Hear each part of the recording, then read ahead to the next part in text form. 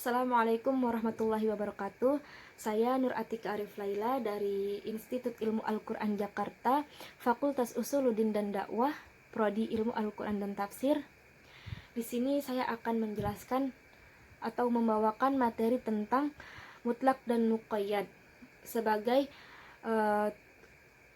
tugas akhir ujian semester mata kuliah Ilmu Ulum Al-Quran 3 dengan dosen pengampu Bapak Sofyan Effendi, STHIMA. Teman-teman pasti bertanya-tanya kan, apa sih mutlak, apa sih muqayyad? Nah, jadi teman-teman, mutlak itu berasal dari kata atlaqo yang berarti melepaskan atau tidak terikat. Kemudian menurut Manna Khalil Al-Qottan dalam kitabnya Mabahis fi Ulumul Quran, beliau mengatakan bahwa mutlak adalah lafaz yang hanya menunjukkan satu hakikat dan dia tidak terikat oleh suatu apapun. Jadi hanya menunjukkan satu zat tanpa ditentukan.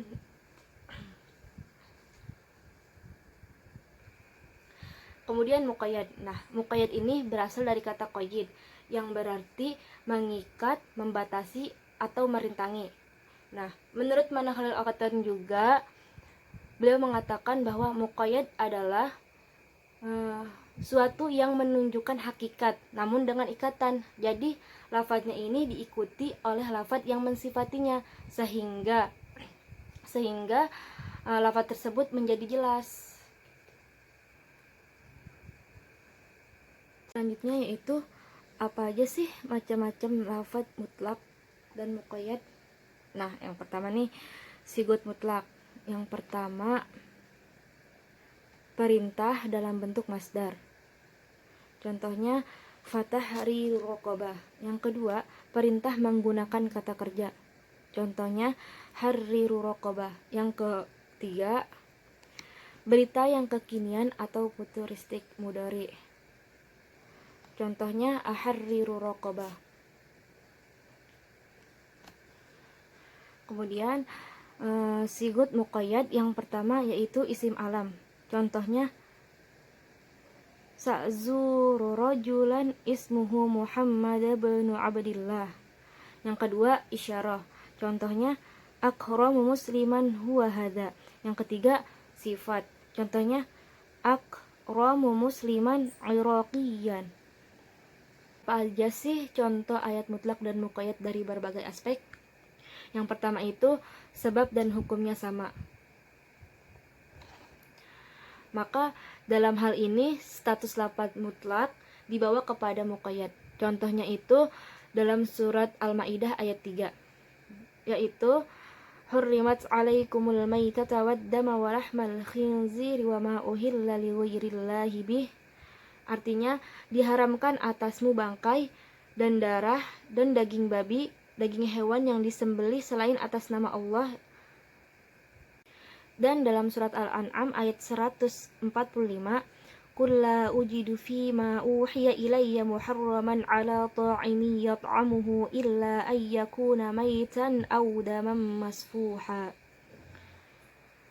Katakanlah, tiadalah aku memperoleh dalam wahyu yang diwahyukan kepadaku sesuatu yang diharamkan bagi orang yang hendak memakannya, kecuali kalau makanan itu bangkai atau darah yang mengalir.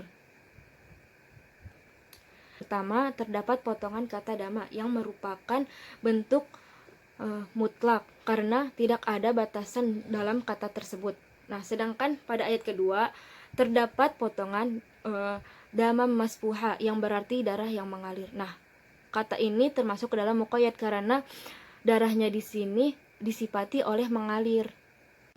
Jadi pada kedua ayat ini memiliki hukum yang sama karena yaitu sama-sama tentang pengharaman darah dan juga memiliki sebab yang sama juga karena kita ketahui darah adalah sesuatu yang kotor. Jadi dapat disimpulkan bahwa kedua ayat tersebut memiliki sebab dan hukum yang sama.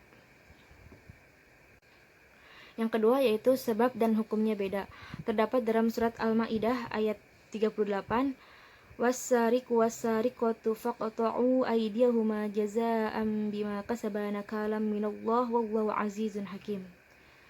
yang artinya pencuri laki-laki dan pencuri perempuan, maka potonglah tangan mereka sebagaimana pembalasan terhadap apa yang telah mereka kerjakan dan sebagai siksaan dari Allah.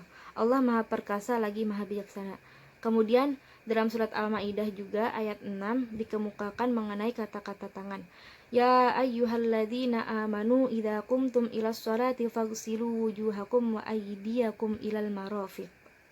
Wahai orang-orang yang beriman, apabila kalian hendak mendirikan sholat, maka basuhlah muka kalian dan tangan kalian sampai siku. Dari kedua ayat di atas, kita dapat menemukan kata ID, di mana pada surat Al-Maidah ayat 36, kata ID di sini termasuk ke dalam lafaz mutlak, karena kata ID di sini tidak memiliki batasan. Sedangkan kata ID dalam surat Al-Maidah ayat 6 yaitu termasuk ke dalam lafaz muqayyad, karena kata ID di sini mempunyai batasan, yaitu wa aydiyakum ilal marafiq. Jadi membasuh tangan sampai siku. Maka masuk ke dalam lafaz muqayyad. Yang ketiga, berbeda dalam sebab, sama dalam hukum. Contohnya dalam surat An-Nisa ayat 92. Wa ma kana lil mu'minin ay yaqtula mu'minan illa khata'a wa ma qatala mu'minan khata'an fa tahriru raqabatin mu'minah. Dan tidak layak bagi seorang mukmin membunuh seorang mukmin yang lain kecuali karena tersalah atau tidak sengaja. Dan barang siapa membunuh seorang mukmin karena tersalah, hendaklah ia memerdekakan seorang hamba sahaya yang beriman. Ayat yang kedua yaitu dalam surat Al-Mujadalah ayat 3. Walladzina yuzahiruna min nisaihim thumma ya'uduna lima qalu fatahriru raqabatin min qabli ayyatamassa. Dan orang-orang yang menzihar istrinya, kemudian mereka hendak menarik kembali apa yang telah mereka katakan, maka hendaklah mereka memerdekakan budak sebelum bercampur. Jadi pada kedua ayat di atas ini memiliki sebab yang berbeda. Karena pada surat An-Nisa ayat 92 ini pembebasan budaknya dikarenakan pembunuhan tersalah terhadap orang mukmin. Sedangkan pada surat Al-Mujadalah ayat 3 yaitu disebabkan karena menzihar istri. Dan dari segi hukum keduanya memiliki hukum yang sama, yaitu hukum membebaskan budak atau memerdekakan budak. Dan permasalahan zihar ini kata raqabahnya yaitu berbentuk lafal mutlak. Sedangkan dalam permasalahan pembunuhan tersalah terhadap orang mukmin ini, raqabatin mu'minah ini termasuk ke dalam lafal muqayyad. Yang keempat yaitu sebab sama dan berbeda dalam hukum. Terdapat dalam surat Al-Maidah ayat 6. Ya ayyuhalladzina amanu idza qumtum ilas sholati faghsilu wujuhakum wa aydiyakum ilal marafiqi wamsahu bi ru'usikum wa arjulakum ilal ka'bayn wa in kuntum junuban fattahharu wa in kuntum marda aw ala safarin aw jaa ahadun minkum minal ghaiti aw lamastumun nisaa falam tajidu ma'an fatayammamu sa'idan tayyiban famsahu biwujuhikum wa aydikum minhu ma yuridullahu liyaj'ala 'alaikum min harajin walakin yuridu liyutahhirakum waliyutimma ni'matahu 'alaikum la'allakum tashkurun. Yang artinya, hai orang-orang yang beriman, apabila kamu hendak mengerjakan sholat, maka basuhlah mukamu dan tanganmu sampai siku, dan sapulah kepalamu dan basuh kakimu sampai kedua mata kaki. Dan jika kamu junub, maka mandilah. Dan jika kamu sakit atau dalam perjalanan atau kembali dari tempat buang air, maka bertayamumlah dengan tanah yang baik. Sapulah mukamu dan tanganmu dengan tanah itu. Allah tidak hendak menyulitkanmu, tetapi Dia hendak membersihkan kamu dan menyempurnakan nikmatnya yang supaya kamu bersyukur. Dari ayat di atas yaitu terdapat dua lafaz. Pada lafaz yang pertama Allah menggunakan lafaz muqayyad yaitu pada permasalahan wudu. Faksilu wujuhakum wa aydiyakum ilal marafiq, yaitu Allah mengkaitkan tangan sampai ke siku.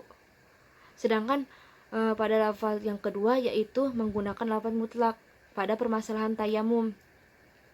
Famsahu biwujuhikum wa aydikum. Allah menggunakan kata mutlak karena di situ tangan itu enggak terikat oleh apapun, jadi dia tuh termasuk ke dalam lafaz yang mutlak. Jadi dapat dikatakan bahwa sebab pada lafaz mutlak dan muqayyad itu sama saja karena adanya najis. Namun pada hukumnya berbeda karena pada wudu dikatakan mencuci tangan sampai siku, sedangkan pada tayamum tidak dikatakan demikian. Apa saja sih urgensi dalam mempelajari mutlak dan muqayyad? Nah, urgensinya itu karena kan Al-Quran merupakan kesatuan hukum yang utuh antara ayat yang satu dan ayat yang lainnya. Maka mempelajari mutlak dan muqayyad ini sangat dibutuhkan, dan juga untuk memudahkan kita dalam memahami ayat, juga untuk kita jadi bisa mengetahui mana yang termasuk lafaz mutlak dan mana yang termasuk lafaz muqayyad.